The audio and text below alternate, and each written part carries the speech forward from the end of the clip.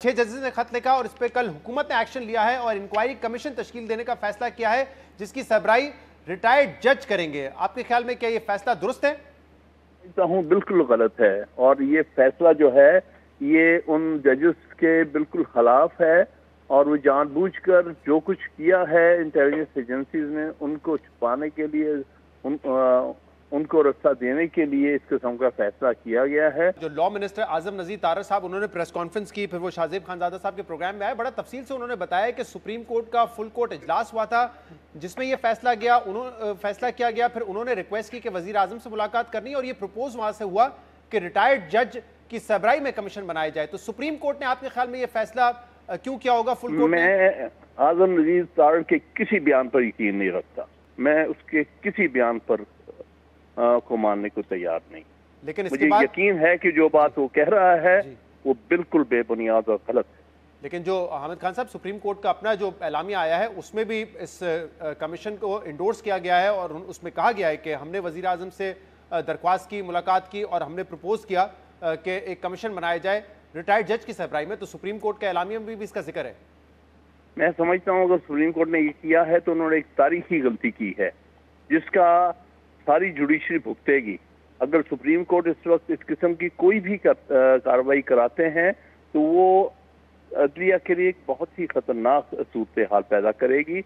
आइंदा से इससे इस किस्म के मामला जो हैं सब हाई कोर्ट के साथ होंगे, सुप्रीम कोर्ट के साथ खुद होंगे। मुझे यकीन है कि सुप्रीम कोर्ट का इज्तिमाई ऐसा फैसला नहीं हो सकता, लेकिन अगर उन्होंने वाकई ये फैसला किया है तो बड़ा अफसोसनाक है। मैं आपको यकीन दिला सकता हूँ पाकिस्तान भर के वकला इसकी मुखालफत करेंगे। तो आपके ख्याल में होना क्या चाहिए था कि सुप्रीम कोर्ट 184(3) के तहत ये मामला आगे लेके जाता या फिर हुकूमत जुडिशल कमीशन बनाती और हाजिर सर्विस पे बनाती जिसमें जजेस अपॉइंट करने का इख्तियार चीफ जस्टिस के पास चला जाता? क्या होना चाहिए? जी बिल्कुल सही है, बिल्कुल सही है।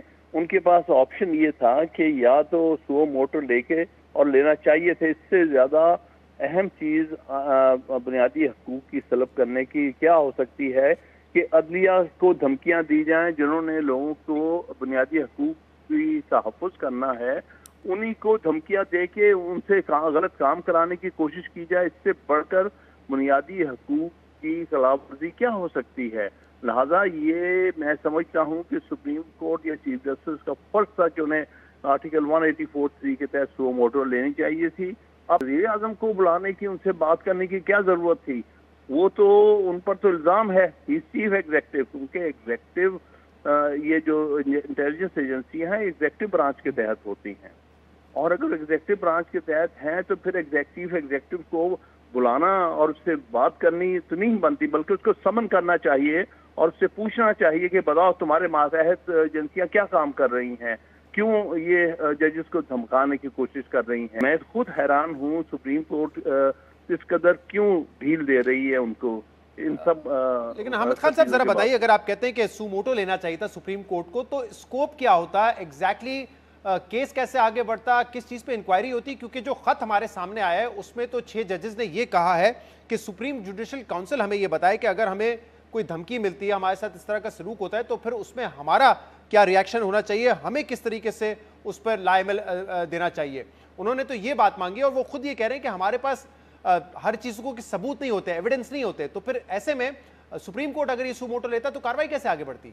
जो चीजें नॉलेज में ले आए हैं चीफ जस्टिस के और सुप्रीम कोर्ट जजेस के, उसको इग्नोर नहीं किया जा सकता था। फिर फॉर इन शिकायत की बुनियाद पर सुओ मोटो एक्शन होना चाहिए था। चीफ जस्टिस को अपनी सरबराही में एक कमीशन बना के इसके ऊपर पूरी इंक्वायरी करनी चाहिए थी, ओपन कोर्ट में इंक्वायरी करनी चाहिए थी और उसमें एग्जेक्टिव ब्रांच को पूरी तरह समन करके उनसे रिपोर्ट्स हासिल करनी चाहिए थी। ये पूछना चाह रहा हूँ, अगर सुओ मोटो केस होता, उसकी समाज शुरू होती, इन 6 जजेस को शायद उसमें बुलाया जाता और ये पहले ही कह चुके हैं हमारे पास सबूत नहीं होते इन तरह की चीज़ों के, और वाकई में इस तरह की बात के सबूत होते भी नहीं है।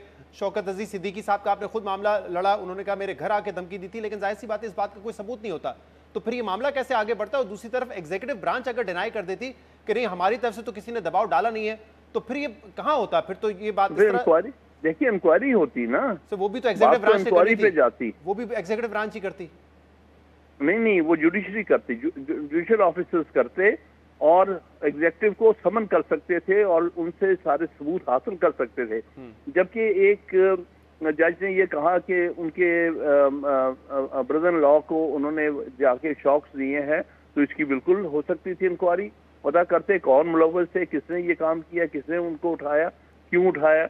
आपके ख्याल में आखिर में इस केस का जो नतीजा आता है वो जजेस के लिए ही बुरा साबित नहीं होता? अगर वो कहते हैं कि हम इसके सबूत नहीं दे सकते, जो उन्होंने अपने खत में भी लिखा है, उनके लिए ही ये आपके ख्याल में? देखिए ना, जी, हम मफरूजों पे नहीं चल सकते, लेकिन है कि जो उन्होंने इल्जाम लगाए हैं उनकी इंक्वायरी बहुत जरूरी थी।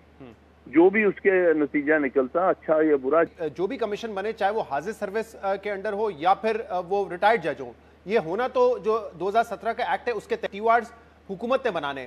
आपके ख्याल में बहुत ज्यादा फर्क है कि अगर एक रिटायर्ड जज हो अच्छी साख का, वो इंक्वायरी कर रहा हो, या हाजिर सर्विस जज कर रहे हो? क्योंकि जो स्कोप होगा, जो टीओआर्स होंगे, वो तो हुकूमत नहीं देने ना। बहरहाल देखिए, हुकूमत टीओआर्स नहीं देगी। अगर तो ये मामला जो है सुप्रीम जुडिशल काउंसिल के हाथ में होगा या सुप्रीम कोर्ट अपना जुडिशल कमीशन में आएंगे, उसमें वफाकी हुकूमत का कोई ताल्लुक नहीं होगा। जी, उसमें नहीं होगा। ये तो हर तरह से हर चीज को दबाने की कोशिश करेंगे। इसीलिए मैं कहता हूँ 2017 के लॉ के तहत जुडिशरी के हवाले से कोई कमीशन नहीं बनना चाहिए। हाँ, और मामलात में कमीशन बन सकते हैं उसके तहत, लेकिन ये 2017 के कानून के तहत जजेस के मामलात में कमीशन बनना बिल्कुल नामुनासिब।